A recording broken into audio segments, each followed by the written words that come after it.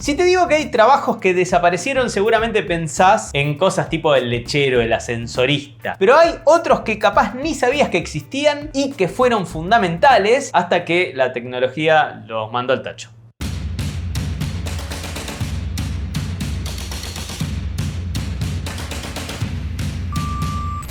Hola gente, ¿qué tal? ¿Cómo les va? Les doy la bienvenida a un nuevo Perdón Centennials. Hoy vamos a ver 5 trabajos que existieron, que fueron importantísimos en su momento y que hoy ya no existen más. Ya vimos en este canal varios, como el lechero o el hielero, acá en este videazo. Así que este vendría a ser medio como una segunda parte de ese ponele. Algunos de estos trabajos eran más populares, digamos, y otros eran más trabajos en las sombras. O sea, de esos trabajos que estaban, pero que vos no sabés que alguien los hace, pero de esos que movían la economía, que había miles de personas trabajando de eso en el mundo y que de golpe, ¡paf!, desaparecieron. Pero antes déjame contarte que tenemos la suerte de que este video tenga un auspiciante. Así que muchas gracias a Triple Ten por patrocinar este video. Es interesante porque justo estamos hablando de trabajos que desaparecieron por la tecnología y Triple Ten es una plataforma que te prepara para los trabajos que aparecieron por la tecnología. Es una plataforma educativa en línea que es como un curso intensivo y súper práctico donde en menos de un año podés aprender programación, análisis de datos, desarrollo web o QA Engineering,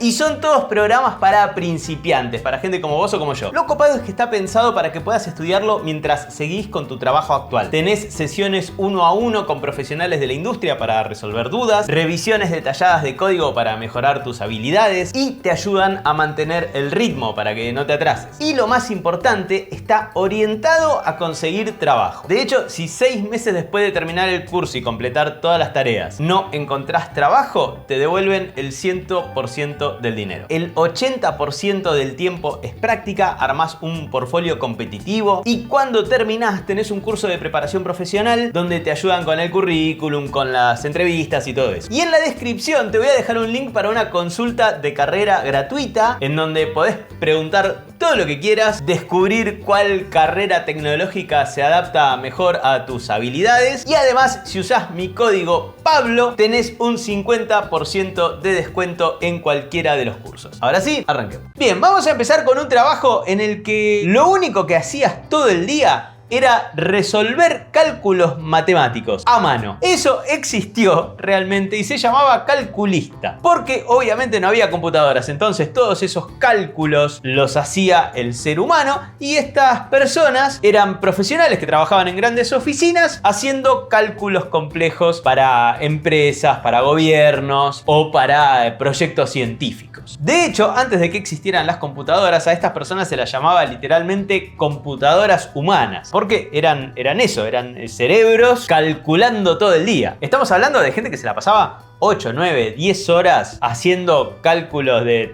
trigonometría, álgebra, logaritmos, todas esas cosas, todo a mano y con papel. Y no era un trabajo menor. Los calculistas fueron claves en un montón de avances científicos. Por ejemplo, la NASA y anteriormente la NACA tenía equipos enteros de calculistas que hacían todos los cálculos para la trayectoria de los cohetes. Es más, si viste la película Talentos Ocultos, bueno, esas mujeres son calculistas. Y estos trabajos estaban súper organizados. Había supervisores que, por ejemplo, dividían los cálculos en partes más pequeñas y se las daban esas partes a diferentes personas. Después otro grupo se encargaba de verificar que los resultados estuvieran bien. Era como una línea de montaje, pero de números. Y la precisión era fundamental, porque obviamente un error en un cálculo podía arruinar meses de trabajo, o peor, causar accidentes graves si estabas calculando, no sé, la resistencia de materiales para un puente o la trayectoria de un cohete. Obviamente, con la llegada de las calculadoras electrónicas y después las computadoras, el trabajo de calculista empezó a desaparecer. Igual hay algo un poco irónico y es que hoy tenemos computadoras súper potentes, sí, pero los programas que usan están basados en muchos de los métodos que desarrollaron estos calculistas humanos hace décadas. Y vamos ahora con una situación que muchos millennials solamente la vimos en pelis o en series, que es que suena el timbre y cuando abrís la puerta, en la puerta la persona que tocó el timbre es una persona con un maletín que le quiere vender algo a los dueños de casa. Algo tipo un producto y algo en general costoso, ¿no? Me refiero a eso y no al que pasa vendiéndote, no sé, repasadores para la cocina. Bueno, esos eran los vendedores puerta a puerta que fueron parte de la vida cotidiana durante bastante parte del siglo XX y que eran muchísimo más que el señor que pasa vendiendo medias, digo. Estamos hablando de todo un sistema de ventas que movía millones. Los más famosos de todos estos eran los vendedores de enciclopedias. La británica, por ejemplo, la enciclopedia británica llegó a tener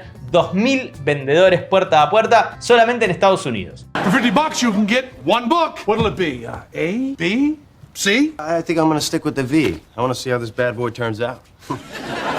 Pero también, además de los de enciclopedias, estaban los de electrodomésticos, los de seguros, los de cosméticos. Era una profesión establecida con sus técnicas, con su capacitación y con sus secretos. Porque el vendedor puerta a puerta era medio como una especie de artista de la psicología. Porque pensá que te tocaba el timbre, vos lo abrías, no lo conocías, tenía que ganarse tu confianza en segundos. Entonces tenían toda esa técnica, ¿viste? Como primero el saludo perfecto que tenían que hacer y después te mostraban las credenciales de la empresa, que generalmente las tenían colgadas. Y después ahí empezaba el speech, que era como una especie de discurso, pero que lo tenían estudiado al milímetro. Algunos incluso llevaban un rotafolio, que era como una especie de presentación en papel que te iban pasando mientras te mostraban el producto. Y a todos estos vendedores, las empresas los entrenaban para poder manejar objeciones. O sea, si vos le decías, no, mirá, la verdad me parece que es muy caro, tenían una respuesta. Si le decías, tengo que consultarlo con mi esposa o con mi esposo, tenían otra respuesta. Como que todo lo tenían planificado, inclusive el momento de sacar la planilla de venta y el bolígrafo para que aceptara que te lo vendía. Pero lo más interesante, además de ese oficio en sí mismo, es que este sistema creó medio como una especie de cultura propia, con las reuniones motivacionales, los premios al mejor vendedor del mes, las técnicas de venta, el aprenderte los speech, el manejar las objeciones. Nada, como que muchas de esas prácticas que hoy son comunes en el mundo comercial nacieron un poco con los vendedores puerta a puerta. ¿Qué pasó con los vendedores puerta a puerta? Bueno, obviamente Internet y el comercio electrónico básicamente eliminaron esta profesión. También un poquito en algunos países en los que vivimos nosotros. Un poco la sospecha, la suspicacia, ¿viste? De que aparece alguien que sabes si te está engañando o no. O decís, me vas a vender una enciclopedia, qué sé yo. Ya además tampoco usamos enciclopedias, digo. Pero principalmente el correo electrónico, porque hoy podés comprar todo desde el celular. Y es más, no tenés que confiar en que la otra persona te diga que ese producto está buenísimo. Podés agarrar, abrís distintas marcas, comparás precios, lees opiniones de otros usuarios. Entonces está como en mucha desventaja el vendedor puerta a puerta. Así que nada, la era del vendedor con maletín medio que quedó en el pasado, aunque sus técnicas de venta siguen un poco vigentes en el marketing digital. Si alguna vez te preguntaste cómo se armaban los diarios antes de las computadoras, la respuesta es con una máquina fascinante llamada linotipia y las personas que las operaban, los linotipistas o tipógrafos, también lo podés llegar a encontrar así, si bien técnicamente ese es otro oficio un poquito más amplio. ¿Qué era la linotipia? Bueno, la linotipia era como una especie de máquina de escribir gigante que pesaba más de 900 kilos, pero que en vez de escribir letras en un papel, creaba líneas completas de texto en metal. El linotipista tecleaba el texto en un teclado especial y la máquina fundía automáticamente pequeñas piezas de metal caliente a más de 300 grados para formar cada línea. Pero no era simplemente tipear. Primero, el linotipista tenía que dominar un teclado que no se parecía en nada al que conocemos. Las letras estaban en otro orden, además había que escribir de izquierda a derecha, pero el texto se leía después al revés. O sea, ibas escribiendo la línea, pero de atrás para adelante, digamos. Y además había que calcular exactamente cuántos caracteres entraban en cada línea. Porque si la pifiabas, un error significaba tener que fundir toda la línea esa de nuevo. Era un trabajo que requería una precisión precisión absoluta. Los linotipistas pasaban años aprendiendo el oficio y después cuando lo aprendían tenían que ser rapidísimos. Un buen profesional, por ejemplo, podía escribir más de 6.000 caracteres por hora. Pero además de la parte de escritura, tenían que saber manejar el metal fundido, ajustar la temperatura correcta y mantener la máquina funcionando para que no se enfriara, asumo yo. Así que nada, era como un trabajo bastante complejo. Los diarios obviamente tenían estas máquinas, a veces varias, capaz si era un diario enorme, capaz tenías una sala entera llena de linotipias con sus linotipistas, que me imagino yo debió haber sido bastante ruidoso, ¿no? La situación entre el tecleo, el metal fundiéndose, las líneas cayendo y todo esto además a las chapas, me imagino yo, como para llegar a tiempo para la hora de cierre del diario.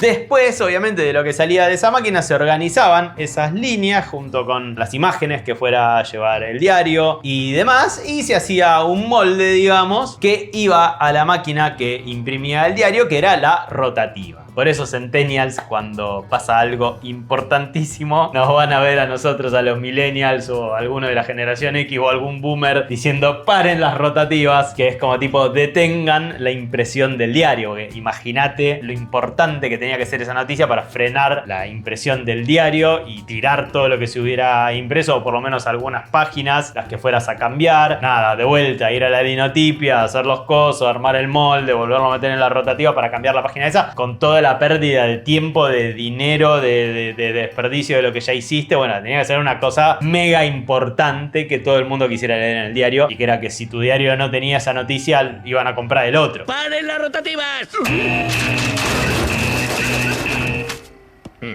¡Ya pueden arrancar!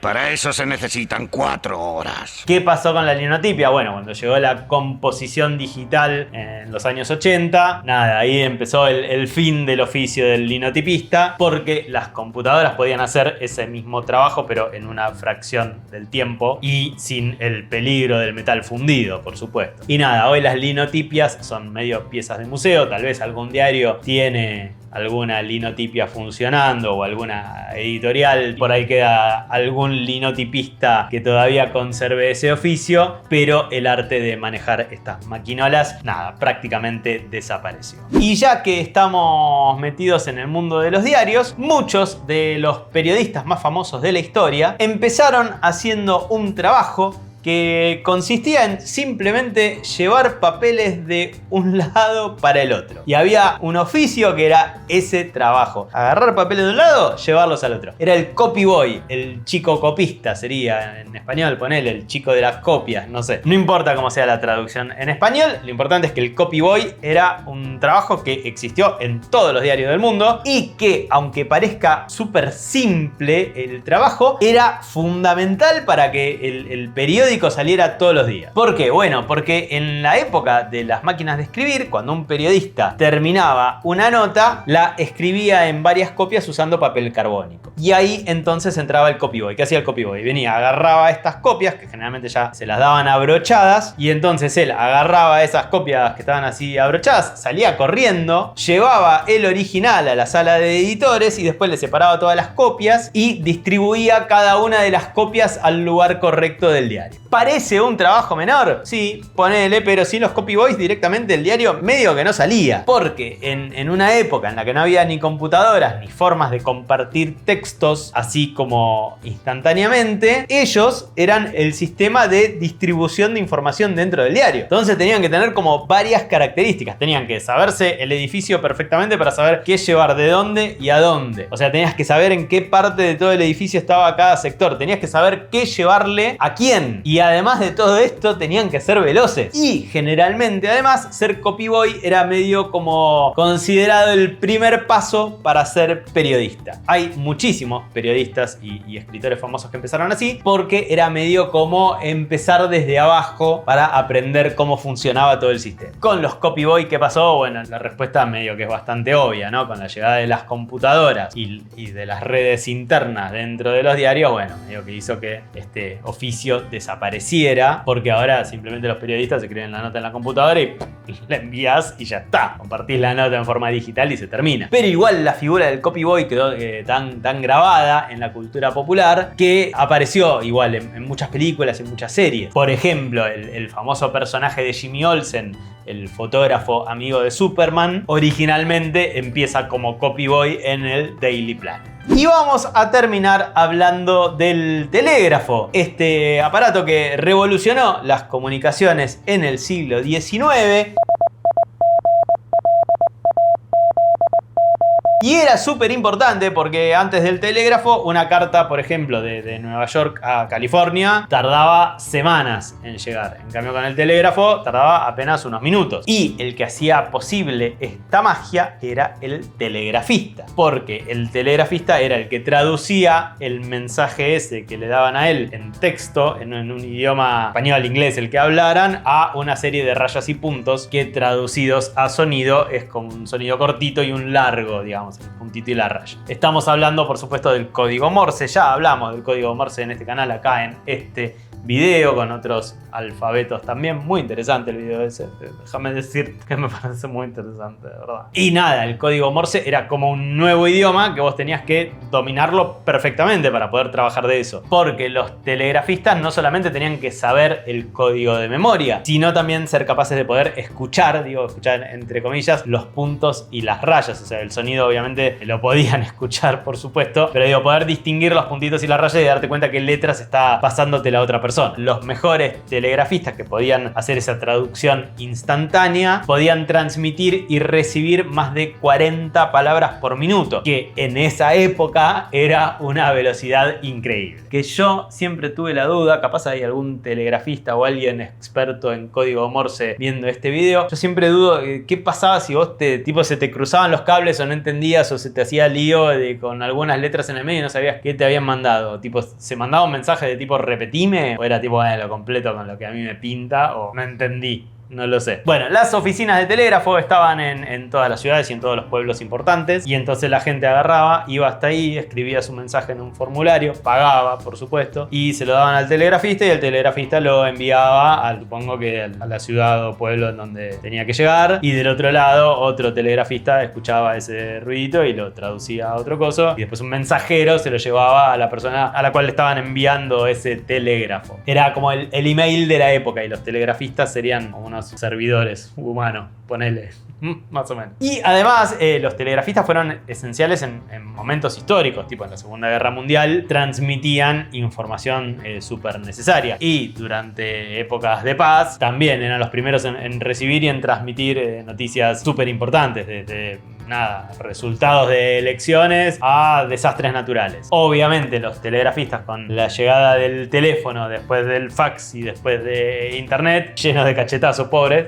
su trabajo fue desapareciendo. Por supuesto, sigue habiendo gente fanática en el mundo que le copa el código Morse y lo aprenden y lo siguen utilizando, pero como oficio de telegrafista ya no existe. Western Union, la compañía de telégrafos más grande del mundo, envió su último telegrama en 2006 y con ese telegrama se terminó una era que duró más de 150 años.